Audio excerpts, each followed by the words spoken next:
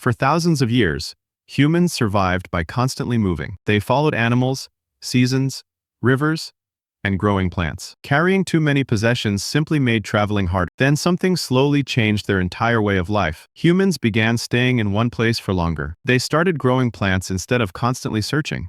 Animals were gradually brought closer to human settlements. Food could now be produced near their homes. But growing food created a completely new problem. What happened when there was more food than needed? People could finally store food for later. Grain could remain inside buildings for months. Animals could also become valuable sources of wealth.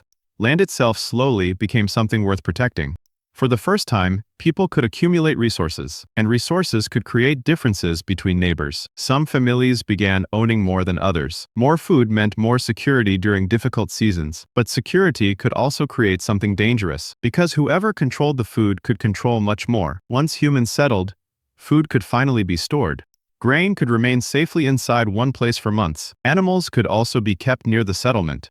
For the first time, people could accumulate resources. A successful harvest could provide far more than one family needed. That extra food suddenly had another value. It could be traded for tools, animals, or protection. Some families naturally began controlling more resources.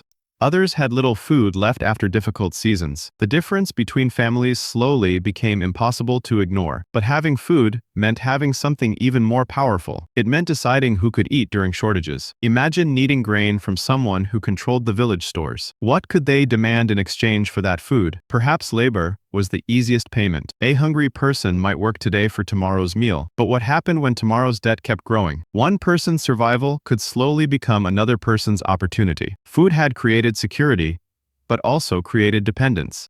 And dependence could eventually become something much darker. As wealth grew, some families became more powerful than others. They controlled fields, animals, stored grain, and valuable land. Others owned almost nothing beyond their own labor. That difference became especially dangerous during bad harvests. A poor family could suddenly lose everything. Without enough food, they needed help from someone. And help rarely came without some kind of price. Perhaps they promised to work after receiving grain. Perhaps they borrowed animals or seeds for planting. The debt seemed manageable when the harvest looked promising. But one failed harvest could change everything. The family might owe more than they could repay. So they offered more labor to cover the debt. The more they worked, the harder escape became. Eventually, their debt could affect their entire family. Children could inherit obligations created by their parents. This was no longer simple cooperation between neighbors. It was becoming a relationship built around dependence. But how could debt ever turn into permanent control? The answer begins with something humans have always feared: hunger. Hunger could force people into choices they never expected. A family might borrow grain simply to survive. The agreement could seem harmless at first. They would repay everything after the next harvest. But harvests could fail for many different reasons. Drought could destroy crops before they were ready. Floods could wash away months of hard work. A family could suddenly owe more than expected. Working harder might still never clear the debt. So another solution could become necessary. Someone might offer their labor instead of grain. They could work for the person who provided food. At first, this arrangement might appear temporary, but unpaid debts could continue growing over time. Eventually, leaving could become almost impossible. The person's freedom was now tied to debt, and their family could become involved as well. This created a frightening possibility for vulnerable families. Could someone actually lose their freedom because of debt? Ancient societies would eventually provide a disturbing answer. Debt could become more than an obligation to repay. In some societies, debtors could lose their personal freedom. Their labor could be demanded until the debt was settled. But some debts were almost impossible to repay. A failed harvest could keep families trapped for years.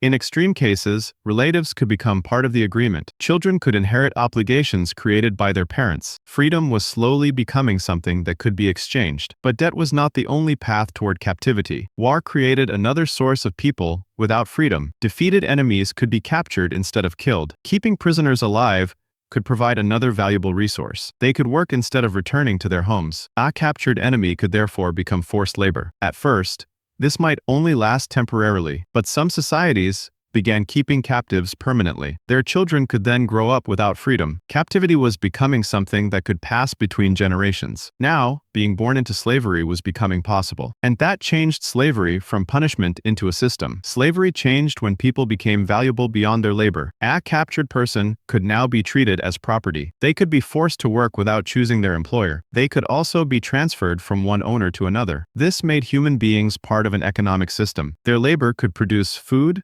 tools, buildings, and wealth. The owner benefited while the enslaved person had little control. But slavery did not look identical everywhere. Different societies created different rules around enslaved people. Some captives worked inside households. Others worked on farms or construction projects. Some were used for specialized skills they already possessed. Their treatment could also vary dramatically, but one thing remained fundamentally different. They could not freely decide where their labor went. Their freedom had become controlled by someone else, and once slavery became profitable, demand could grow. More labor meant more production for powerful owners. That created an incentive to capture or acquire more people.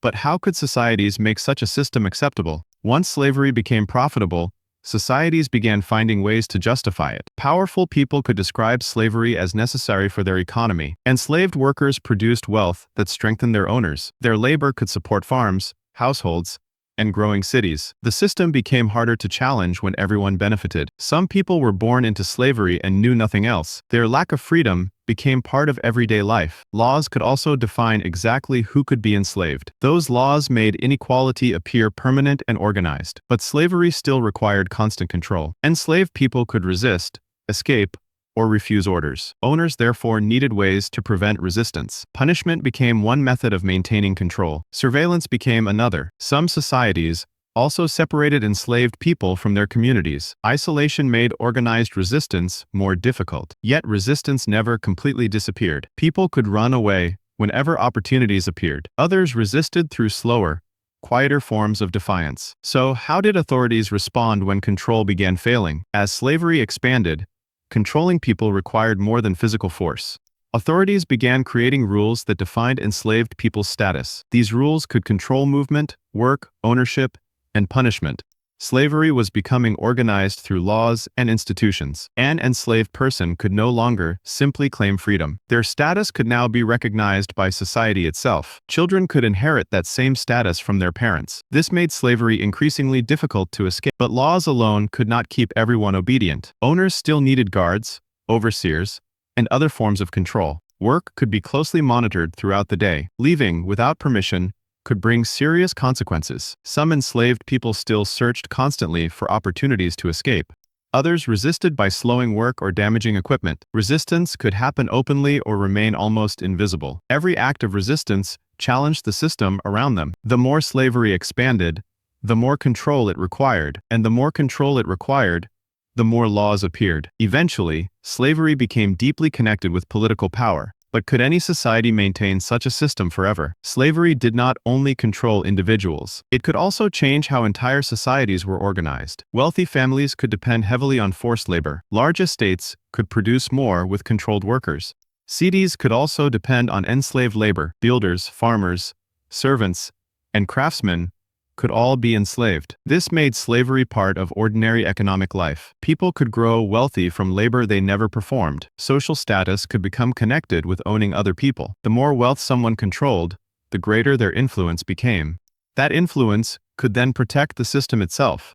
Laws could favor those who already possessed power. Poor free people could also depend on the same system. This made changing the system even more complicated. Yet, enslaved people never simply accepted their situation. They escaped whenever paths to freedom appeared. They formed communities and protected their own traditions. Some resisted openly against the people controlling them. Others resisted quietly through everyday acts. And eventually, societies began questioning slavery itself. For centuries, slavery had been treated as part of society, but enslaved people continued resisting their loss of freedom. Some escaped whenever opportunities appeared. Others resisted through everyday acts of defiance. Their resistance showed that slavery was never completely accepted. Over time, more people began questioning the institution itself. Could one human truly own another? Could freedom really belong to only certain people? These questions slowly challenged older ideas about power. Religious, philosophical, and political arguments began changing attitudes. Some societies eventually started restricting certain forms of slavery.